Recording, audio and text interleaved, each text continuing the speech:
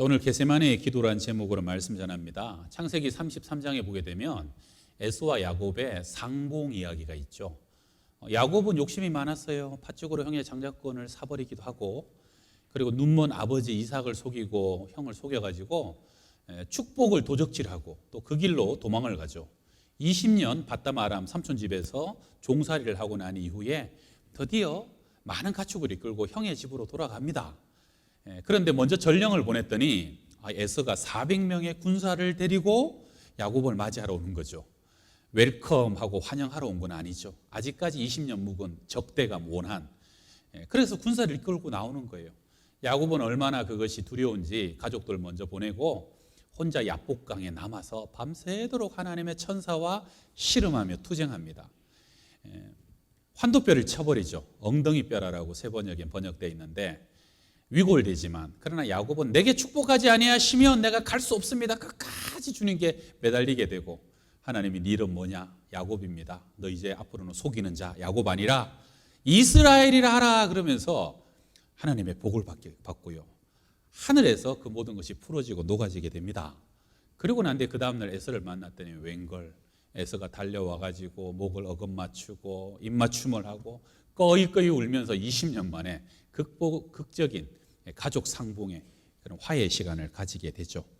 400명 군사 이끌고 왔는데 왜 이렇게 달라진 겁니까? 그 간밤의 기도가 하늘의 문을 열고 하나님의 마음을 녹이니까 여러분, 사람의 20년 묵은 원한이 다 풀어지고 깨끗이 사라져 버리는 겁니다. 그게 기도의 능력이고 기도의 역사입니다.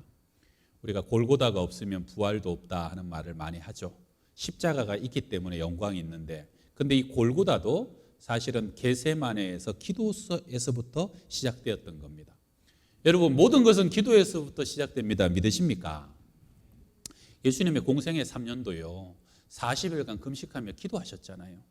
그 기도 속에서 주님께서 성령으로 충만해지시니까 마귀의 세 가지 시험과 유혹을 다 이겨버리고, 그리고 3년 반 동안의 공생의 마지막에 다 이루었다 선언하실 때까지 주님의 기도에서 시작되고 기도에서 마쳐지는 그 기도의 역사가 주님의 승리하는 공생의 사역을 감당하게 되었던 것이죠. 우리 사순절 특세는요 1년에 딱 한 번 30일 동안 5주간 진행됩니다. 우리 양평동 교회가 원로 목사님 때까지는 100일 기도도 있었고 특세가 길게 많이 있었는데, 요즘은 뭐 100일 기도, 요즘 사순절 특세도 없어진 교회가 많아요. 그래서 우리가 1년에 딱 한 번 이렇게 조금 길지만 그러나 마음을 다하여 하나님의 고난에 동참하고 우리의 기도의 시간을 삼자.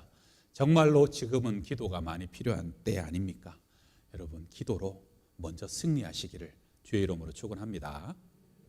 자, 세 가지인데 첫 번째 한번 따라합시다. 습관적으로 기도하라. 여러분, 스타벅스 아시죠? 스타벅스 당산역에서 우리 선유도역까지 오다 보면 스타벅스가 4개가 있습니다.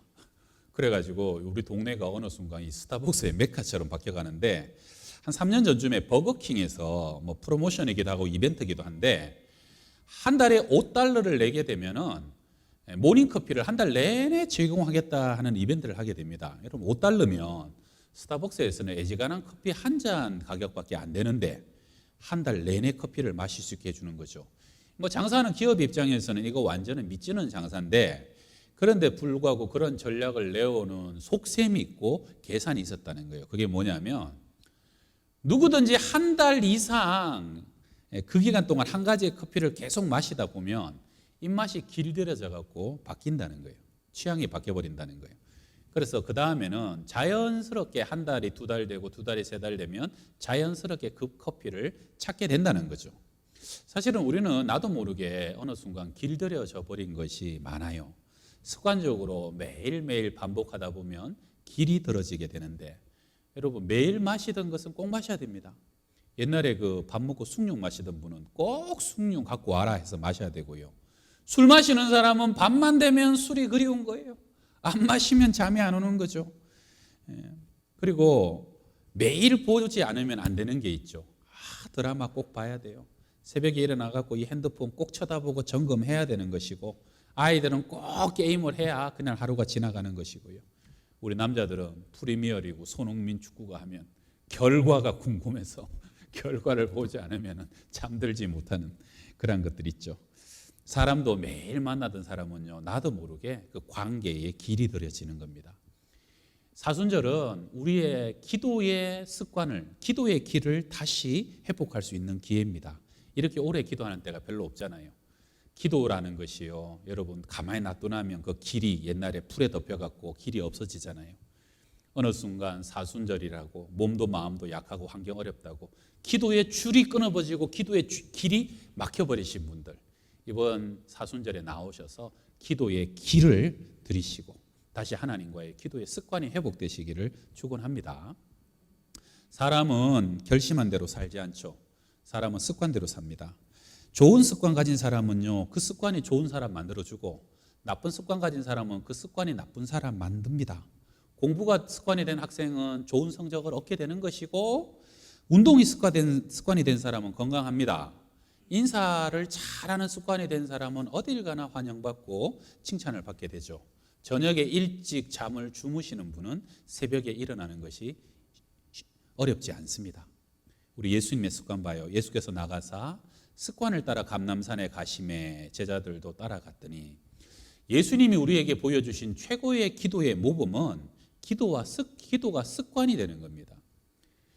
주님은 아침마다 새벽마다 밤마다 중요한 일마다 습관적으로 기도하셨어요. 그리고 재밌는 것은 제자들도 그 길을 따라갔다는 거. 여러분, 내가 습관적으로 기도하는 부모님 밑에서는요, 기도하는 딸이 나오고 기도하는 아들이 나옵니다. 늘 집에서 말씀 보는 아버지 밑에서는 말씀 보는 아들이 나오게 되고요. 여러분, 부모님들이 늘 찬양해 보세요. 어린 아이들이 자기도 모르게 그 찬양을 흥얼흥얼거리게 된다는 겁니다. 오늘 이 겟세마네는 때가 목요일 밤입니다. 내일이면 예수님 십자가에 못 박혀 죽어요. 밤새도록 고난당하고 신문당하고 채찍질 당하고 그러다가 아침 9시에 못 박혀 죽는 거 아닙니까? 주님 죽으실 시간이 24시간도 안 남은 거예요. 주님 다 알고 계셔요. 그런데 어떻게 그날 밤도 겟세마네에 기도하러 가셨냐? 하나입니다. 습관을 따라서 기도하러 감람산에 가셨다는 거예요. 그러니까 세상에서 제일 무서운 것도 습관이고 제일 강력한 것도 습관입니다. 코로나 진행되고 난 이후에 우리 새벽에 기도하러 교회 오시는 분이 한 반으로 줄었어요. 지금은 한 40분에서 한 50분 정도 새벽에 교회에 와서 매일매일 습관적으로 기도하고, 그래도 감사한 거는 이제 유튜브를 하니까 이게 뭐 분당 어디 저 멀리 계신 분들이 유튜브에 한 30가 정도 와서 같이 같은 시간에 예배를 드려요. 감사하죠. 또 들어오시는 분들은 또 이름도 남기고 제목도 남겨갖고 제가 오늘도 권사님 집사님 들어오셨구나, 얼굴은 못 봐도 이걸 보면서 제가 매일 또 확인도 하게 되고, 또 감사한 거는 이렇게 녹화가 되니까 아침이든 점심이든 저녁이든 또 성도들이 많이 들어가요. 그래서 교회 새벽 예배 드리는 것보다 한 두어 배 정도는 더 예배를 드리시는 것 같아서 감사하고, 근데 기도는 언제 해도 좋지만 새벽을 기도의 시간으로 삼으시면 좋습니다. 새벽은 하나님이 일하시거든요. 여리고 성도 새벽에 무너지고, 홍해도 새벽에 갈라지고, 요단강도 새벽에 말라버리고, 만나도 새벽에 내리고, 예수님도 새벽에 부활하시고, 새벽에 하나님이 도우시리로다. 새벽은 하나님이 돕는 시간이고 하나님이 일하시는 시간입니다. 새벽을 깨우면 참 좋습니다.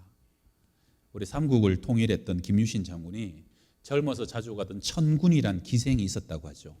어머니의 충고를 따라서 내가 큰일, 대의를 감당하기 위해서 이제 끊어야 되겠다고 일순간 그 기생집에 발을 딱 끊어버립니다. 그런데 어느 날 김유신이 말을 타고 가다가 잠이 들죠. 그 말이 습관을 따라서 기생집에 자기도 모르게 김유신을 데려다 실어 놓은 거예요. 아니, 기생이 그냥 오래간만에 오니까 버선발로 막 달려나오는데 김유신이 잠에서 깹니다. 상황 파악을 하고 난 뒤에는 칼을 탁 빼가지고 말을 그 자리에서 목 베어 죽여버리고, 그리고 뚜벅뚜벅 걸어갔다는 유명한 일화가 있죠. 여러분, 기생집에 길이 나버린 말은 내가 그냥 베어버렸으라도 그 습관을 끊어버리겠다는 결단이었죠. 혹시라도 여러분에게 하나님 안에서 끊어버려야 될 습관이 있다면 이 사순절 특세를 통해서 끊어버릴 수 있는 은혜가 있기를 바랍니다. 그리고 그 위에 거룩한 습관, 거룩한 영적인 루틴이 새겨지길 바랍니다. 여러분, 우리는요, 어느 날 습관의 끝에서 주님 만나게 됩니다. 늘 기도하고 하나님과 동행하는 사람은요, 어느 날 자고 일어나 보면 그 습관이 나를 주님 앞에 인도해 놓은 것을 보게 될 거예요. 말이 인도하듯이 습관이 나를 주님께 인도하는 거예요. 그래서 칭찬과 영광과 면류관을 얻게 될 것인데, 항상 세상 때문에 바쁘고 세상의 습관, 정욕을 쫓고 세상의 분주함 살아가다 보면 어느 순간 그 습관 끝에서 내가 주님 앞에 참 창피하고 죄송하고 어느 순간 심판대 앞에 서 있는 나를 발견하게 될 겁니다. 한번 따라합시다. 큰맘 먹고 기도하지 말고 습관적으로 기도합시다. 꼭 큰맘 먹어야 기도하시는 분들이 계시죠. 여러분 그거 좋지 않아요. 기도는 습관적으로 하셔야 됩니다. 습관을 길을 내어서 주님처럼 습관을 따라 늘 기도하시기를 주의 이름으로 축원합니다. 자, 우리 두 번째 따라합시다. 기도는 투쟁이다. 대선이 끝났는데 우리 개표할 때 밤을 샌 분들 좀 계시죠? 어때요? 원하시던 후보가 되셨나요? 아니면 원치 않는 후보가 돼버렸나요? 혹시 내 마음속에 나는 원치 않았는데 이 후보가 돼버려갖고 지금도 마음에 안 들고 막 짜증나고 지금도 혹시 심적으로 투쟁하는 분이 계시다면 이제는 그 투쟁을 기도로 이어가시길 바랍니다. 기도로 투쟁하는 게 좋습니다. 대도 걱정인 분들 있죠. 나는 찍었는데 대도 걱정인 분들은 그 걱정을 또 기도로 전환하시기를 바랍니다. 기도 속에서 투쟁한다는 것은 대단히 소중하고 유익한 일입니다. 다윗은요, 누구보다 기도 속에 많이 투쟁했던 사람이고 그는 기도 속에 투쟁했기 때문에 더 영적이고 성숙하고 더 깎이고 겸손한 사람이 되었습니다. 다윗은 사울과 도망다니면서 사울의 대적 때문에 너무너무 심적으로 어려움을 많이 겪었는데 그때마다 투쟁하는 기도, 오늘 특별히 시편 109편을 좀 소개하는데 제가 읽습니다. 내가 찬양하는 하나님이여 잠잠하지 마옵소서. 그들이 악한 일과 거짓된 입을 열어 나를 치며 속이는 혀로 내게 말하며 또 미워하는 말로 나를 두르고 까닭 없이 나를 공격하였음이니이다. 다윗은 하나님께 다 일러 바칩니다. 원수가 하는 일을 사람이 아니라 하나님께 토설하며 하나님께 토해내는 것이에요. 그러면서 또 뭐라고 합니까? 나는 사랑하나 그들은 도리어 나를 대적하니 나는 기도할 뿐이라. 세 번역 보면 나는 그들을 사랑하여 그들을 위하여 기도를 올리건만 그들은 나를 고발합니다. 사람이라면 그렇게 하면 안 되는 거 아닙니까? 나는 고발하지 않아서 안 하는 게 아닌데. 그래서 다윗은요, 엄청난 고발과 저주를 하나님께 퍼부어대는데, 자 8절 보세요. 그의 연수를 짧게 하시며 그의 직분을 타인이 빼앗게 하시며 그의 자녀는 고아가 되고 그의 아내는 과부가 되며 그의 자녀들은 유리하며 구걸하고 그들의 황폐한 집을 떠나 빌어먹게 하소서. 이게 엄청난 저주죠. 여러분 다윗은요 속마음을 숨기지 않습니다. 괜히 점잖 들지 않아요. 그냥 하나님 앞에서 내가 하고 싶은 말 다 토해내고 다 토설해내는 거예요. 그런데 이 다윗의 위대한 것은 뭡니까? 쏟을 것 다 쏟고 토할 것 다 토하고 난 뒤에 하나님 앞에 투쟁하는 거예요.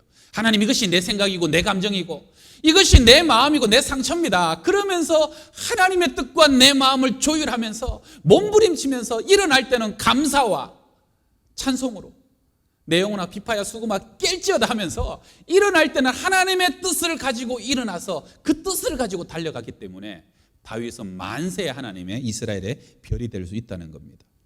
우리 사랑하는 성도 여러분, 사람 앞에서 욕하지 말고 사람 앞에 저주하지 말고 수군수군 대지 마시길 바랍니다. 그러면 부작용이 큽니다.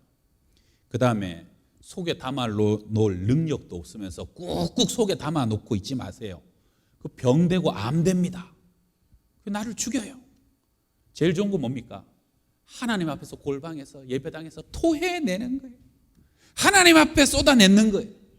오늘 예수님도 그것이 온전한 기도다. 겟세마네에서 그 투쟁하는 기도를 본을 보여주시는 거 아닙니까? 겟세마네는 영어로 와인 프레스, 포도즙 틀입니다.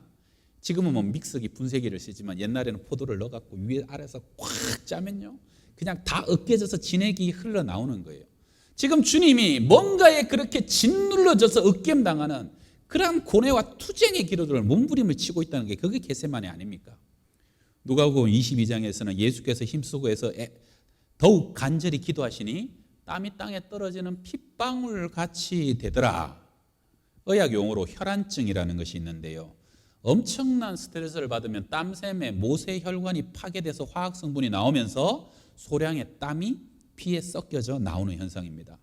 지금 주님께서요 너무너무 큰 스트레스와 고통 속에서 땀방울이 핏방울처럼 쏟아지는 아버지 할만하시거든 이 잔을 내게서 지나가게 하옵소서. 할만하면 이 잔 좀 지나가게 해주시면 안 되겠습니까? 여러분, 천지를 만드신 하나님 아닙니까? 사람이 되셔서 이 땅에 내려오신 하나님이, 죽은 자를 살리신 하나님, 예수님 아닙니까? 그런데 할만하시거든. 이거 예수님과 진짜 안 어울리는 기도 아니에요? 그만큼 고뇌하고 투쟁하는 거예요. 왜요? 내 뜻대로 마시고 내 원대로 마시고 아버지의 뜻대로 되게 해달라는 그 결론에 이르기 위해서 주님은 몸부림치며 그 시간을 사토하고 지나가고 계신 거예요. 어떤 사람은 그럽니다. 아니, 순교자도 목베 죽고 불에 타 죽고 톱에 켜 죽고 돌에 맞아 죽고 가죽 벗겨 죽었다던데 예수님이 뭘 그렇게 무서워하냐? 여러분, 다른 거죠. 태형도 힘들고 십자가도 말할 수 없는 고통이지만 제일 힘든 건 뭡니까? 하나님과의 단절입니다. 예수님은 태초부터 한 번도 하나님과 단절되고 떠나본 적이 없었던 하나됨이셨잖아요. 그런데 십자가 지고 죽는 날 하늘이 깜깜해지고 엘레일리 라바 사박다니, 나의 하나님 어찌하여 나를 버리시나이까? 하나님이 예수님을 버리는 거예요. 철저히 버리는 거예요. 세상의 창세 이후에 모든 인류의 죄와 저주와 진노가 예수님께 쏟아져 들어오면서 주님은 지옥과 고통의 음부의 고통을 혼자 당하고 감내하셔야 되는 그 고통의 수렁 가운데 들어가는 걸 아셨기 때문에 할 수만 있다면 할만하시거든. 이 잔을 지나가게 해달라고. 그러나 사실상 주님의 기도는요, 회피하는 기도가 아닙니다. 감당할 수 있는 능력을 주시고 아버지의 뜻에 나를 맞출 수 있는, 그리하여 이 잔을 내가 마실 수 있는 은혜를 달라고 몸부림치고 기도하시는 그 순간, 여러분, 그래서 진정한 기도는요, 정말로 여러분 기도가 깊어지면 어느 순간 기도 속에 성령께서 나를 직면하게 합니다. 내 상처가 보여져요. 내 아픔이 보여져요. 용감한 줄 알았는데 내 안에 두려움도 보이고 나의 어두움도 보이기 시작하는 것이죠. 여러분, 그래서 아프면 아프다고, 힘들면 힘들다고, 무서우면 무섭다고 주님 앞에 토설하시길 바랍니다. 정직하게 내가 내 마음을 주님께 내어놓을 때, 약할 때 강함 되시는 하나님의 은혜가 내 가운데 임하게 되고요, 내가 약할 때 나를 발견할 뿐만 아니라 그 속에서 투쟁하는 것 속에, 여러분, 주님은 이 투쟁 이후에 흔들리지 않아요. 베드로야, 이것까지 참으라. 안 흔들립니다. 예루살렘의 딸들아, 나를 위하여 울지 말고 너와 너희 자녀를 위하여서 울라. 흔들리지 않습니다. 그 많은 조롱과 수치와 멸시 속에서 주님은 흔들리지 않고 마지막까지 다 이루었다라고 선언하실 수 있었던 것은 이 겟세마네 기도에서 이미 영적으로 승리하셨기 때문입니다. 할렐루야. 제가 중학생들 가르칠 때가 2000년도 한 초반쯤이었는데요. 그때 항상 그 내적 치유란 주제가 이슈가 되던 시절이었어요. 선교단체 등에서 내적 치유를 많이 했는데 저도 이제 세미나에서 좀 배우고 와가지고 그때 이제 섬기던 부서에서 중학생과 선생님들과 빈 의자 하나 빈 거 갖다 놓고 거기 예수님이 앉아 계시다 생각하고 학생 3명, 선생님 3명이 그냥 상처를 토설해 내는 거예요. 그래서 제가 들으면서 아유, 저 아이가 저렇게 힘들게 살았구나, 저 선생님이 저런 아픔이 있었구나, 그렇게 하는데 마지막 선생님이 24살쯤 된 여선생님인데 그때 선교학을 전공했던 선교 지망생이었어요. 근데 이분이 기도를 하는데 힘든 시절을 지나셨더라고요. 주님, 저는 주님 사랑하고 주님이 과거에 저에게 고난 주시고 그 어려운 성장기에 차별도 당하고 가난도 하고 서럽고 힘들게 살아왔는데 주님이 나를 사랑하셔서 그 많은 고난을 주셨다는 거 저는 다 압니다. 그래서 그것 때문에 내가 기도하고 하나님 의지하여 이 선교의 길을 걸어가게 하신 것도, 그 많은 사랑받은 것도 내가 다 아는데, 그러면서 하는 말이 뭐냐면, 하나님, 그런데 꼭 그렇게까지 하셔야만 했습니까? 저는요, 그 내적 치유 준비하면서도 내 안에 상처가 있고 아픔이 있다고 한 번도 생각을 못 했거든요. 그런데 하나님, 꼭 그렇게까지 하셔야만 했었습니까? 하는 그 말에 갑자기 가만히 앉아있던 제 안에 무슨 뭐랄까요, 말뚝 같은 뭔가 막 칼을 콕 쑤시고 들어오는데 제 안에 저도 모르게 건져있던 것이 막 확 터져버렸어요. 그래갖고 제가 의자에 앉아있다가 갑자기 꼭 그렇게까지 하셔야만 하셨어요. 그 말에 제가 엉엉 울기 시작해요. 울기 시작했어요. 저도 놀랐어요. 쌤도 놀래고. 그 선생님이 어떻게 그 고백을 다 깼는지 모르겠는데 선생님들이 나한테 와갖고 전사님 집회 마무리 하셔야죠. 어떻게 집회 마무리 하는지도 모르고 끝났어요. 그리고 한 주간인가 2주간인가 막 그 말이 계속 내 마음에 남으면서 나도 모르던 내 안에 상처를 제가 발견한 거예요. 저는 용감하다고 생각해갖고 무슨 상처가 있어, 지나가면 털면 그뿐이지, 그렇게 생각했는데 아닌 거예요. 그러면서 그 시간이 저에게 제 삶과 기도를 돌아보고 새로운 영적 전환점이 되는 정말로 소중한 시간이 되었습니다. 여러분은 내 아픔 다 알고 있다고 생각하세요? 여러분은 내 상처 다 이해하고 계셔요? 억지로 꽁꽁 숨겨놓고 나도 모르던, 내놓지 못했던 것, 그런 어두움이 혹시 내 안에 있지는 않으세요? 진정한 기도는 성령께서 우리를 조명하십니다. 나도 몰랐던 것을 드러나게 하시고 보여주게 하시고, 그래서 어느 순간 투쟁하는 거예요. 꼭 큰 거 아니라도 됩니다. 삶 속의 고민과 아픔을 주님과 투쟁하시면요, 그 다음에는, 그 투쟁이 기도 속에서 끝나고 난 다음에는 흔들리지 않는 우리의 삶을 힘차게 걸어갈 수 있게 된다는 겁니다.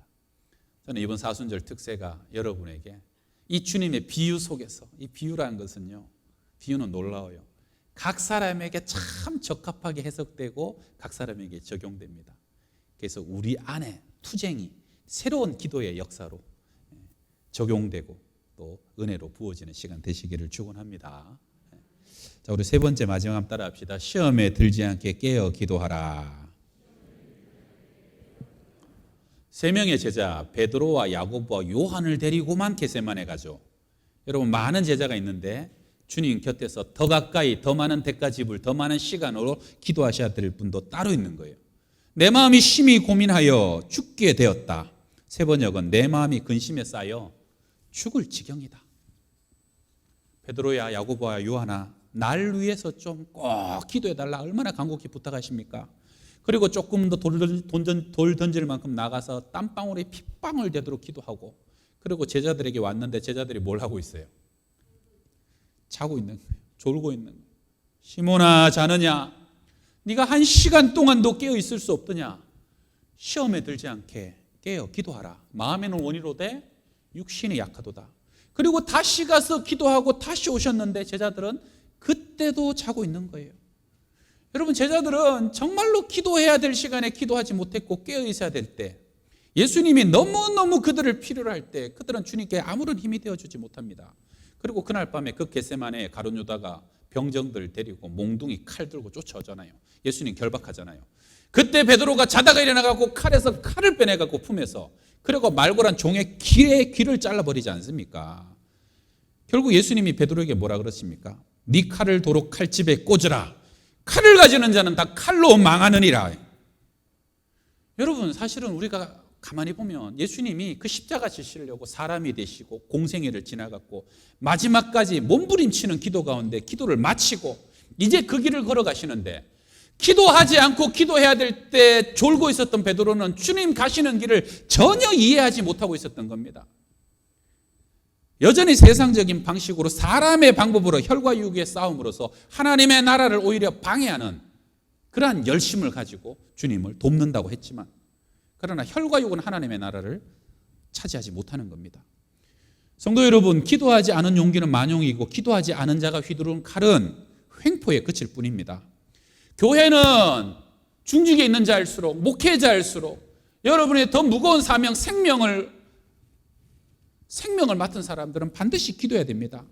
기도하지 않은 사람이 큰 역할을 가지면 위험합니다. 기도하지 않은 사람이 교회에서 많은 말을 쏟아내면 그것이 오히려 하여금 교회로 방황하고 유리하게 만듭니다. 여러분, 교회는 기도하는 사람의 한마디가 능력이 있고요, 아무 말 하지 않아도 그 기도하시는 숨은 기도자들 때문에 이 교회는 유지되고 하나님의 진리 가운데 세워져 가게 된다는 것을 믿으시길 바랍니다. 여러분, 다른 때는 몰라도 사순절은 우리 직분자와 중직자들은 기도하셔야 되는 거예요. 제가요, 이렇게 요즘 좀 마음이 아픈 게 요 자리 3부 예배도 2부 예배도 주일 오후도 이 자리가 계속 이렇게 다 비어 있어요. 처음에는 왜 이렇게 비어 있지? 가만히 생각해 보니까 여기에 계시던 분들이, 기도 많이 하시던 분들이 많이 돌아가셨어요. 그리고 이제는 건강이 안 좋아서 코로나 약해져도 못 나오시는 분들이. 여러분, 그래도 기도할 만큼 하시고 가셨어요. 믿으시죠? 여러분 다 아시잖아요. 저는 몰라도 여러분 더 잘 아시잖아요. 기도의 자리가 비워지면 이제는 누군가가 기도의 자리를 채워야 되는 거예요. 3층에 계신 많은 분들, 이 자리 금자리입니다. 요 안에 계시는 분들, 이 자리 금자리예요. 많은 기도가 새벽마다 쌓인 자리예요. 여기 이 자리에 오셔서 기도하시길 바라요. 성가대 여러분, 이 자리를 사모하시길 바랍니다. 기도하신 분들은 떠나가는데 며느리가, 딸들이, 자녀들이 기도의 자리를 채우지 않으면 교회는 어떻게 되겠습니까? 기도를 이어가야 된다는 거예요. 베드로가 칼만 휘둘러요. 그날 밤에 3번 예수님을 부인합니다. 다 주를 버릴지라도 나는 절대로 버리지 않겠습니다. 그렇게 큰 소리 쳤는데, 여러분, 사람이 큰 소리 치고 다짐 1000번, 10,000번 한다고 100번 한다고 안 됩니다. 기도 안 하면 아무 능력 없는 거예요. 근신하라, 깨어라. 너희 대적 마귀가 우는 사자같이 두루다니며 삼킬 자를 찾나니, 기도하지 않은 제자들 전부 다 그날 밤에 다 도망가고 없잖아요. 사랑하는 성도 여러분, 평안할 때 깨어서 기도할 수 있길 바랍니다.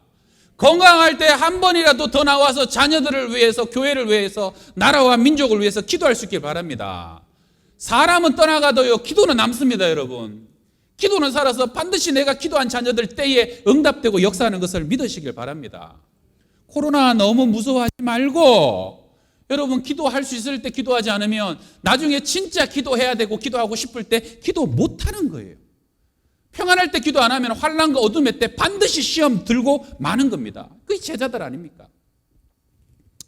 지난주 수요일에 전화가 왔어요. 우리 백성혜 집사님이 92세 된 어머니 하목분 권사님이 뭘 못 드신지 대여섯 날 되셨다고, 어제부터 숨소리가 좀 거칠어진다고 목사님 오셔서 기도해 달라고, 그래서 그 다음날 아침에 갔죠. 그래서 10시에 예배 드리고, 또 혹시 몰라서 제가 혹시 주님 부르시면 편안히 가게 해달라고 그렇게 기도를 다 하고, 제가 임종을 많이 했거든요. 제가 보니까 군사님 아직 마르지도 않았고 이렇게 막 얼굴에 살도 있으시고 괜찮아요. 그래서 뭐 또 한 일주일, 아직 밖에 일주일 못 드셨지만 그래도 뭐 한 일주일 더 사시지 않겠나, 저는 그렇게 생각하고 왔는데, 그날 있다가 전화가 왔어요. 목사님 가시고 1시간 뒤에 돌아가셨다고. 얼마나 편안하게 고통 없이 잠자듯이 가셨는지, 어제 입관도 했는데. 그래서 제가, 권사님이 기도해 주기를 기다리셨다가 기도하고 예배하고 바로 가신 건가? 근데 제 입장에서는 만약에 그때 안 갔으면, 내가 아침에 좀 바쁘다고 점심때 가거나 그 다음날 갔으면 권사님 볼 수 있는 시간 못 보는 거예요. 마지막에 그 가정에서 기도해 줄 수 있는 기회도 놓치는 거예요. 그러니까 그렇게 가시니까 집안도 감사하고 오히려 장래가 은혜가 되고 소망이 되고. 성도 여러분, 기도하면요, 죽는 것도 위로가 되고 감사가 되는 걸 믿으시길 바랍니다. 그런데 기도 안 하면은 모든 것이 눈물그리고 후회이고 시험입니다. 기도 안 하면 모든 것이 탄식입니다, 여러분. 시험에 들지 않게 깨어 기도하라. 우리 주님의 마지막 부탁입니다. 기도하겠습니다.